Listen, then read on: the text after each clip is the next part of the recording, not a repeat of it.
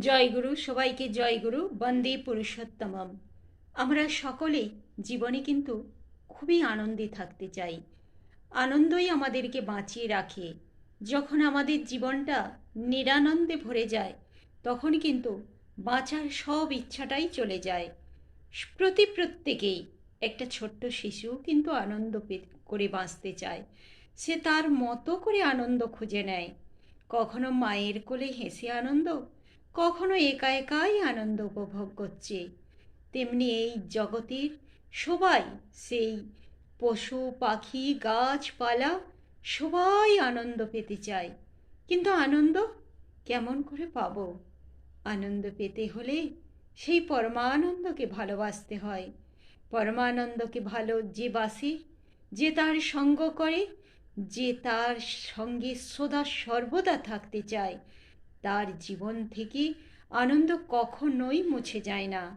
এটা কি করে সম্ভব? কেমন করে পরমানন্দকে আমরা পাব? যত তার নাম করব, তিনি নিজে মুখে বলেছেন, নাম আর নামই অভেদ। তোরা যত আমার নাম করবি, তত আমাকে তোরা তোদের জীবনে উপলব্ধি করতে পারবি।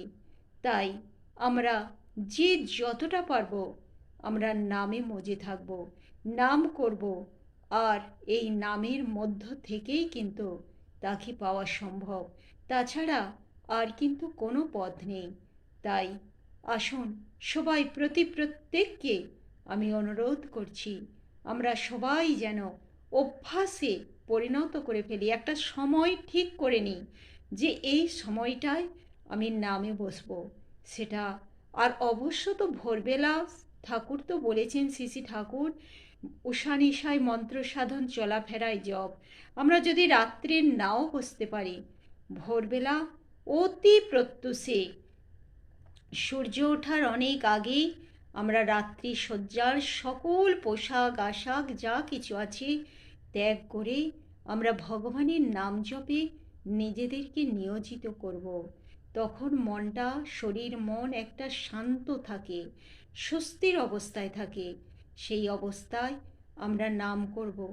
নাম করতে করতে করতে করতে কিন্তু তাকে পাওয়া আমাদের সহজ হবে। জয়গুরু, সবাইকে জয়গুরু, বন্দে পুরুষোত্তমম।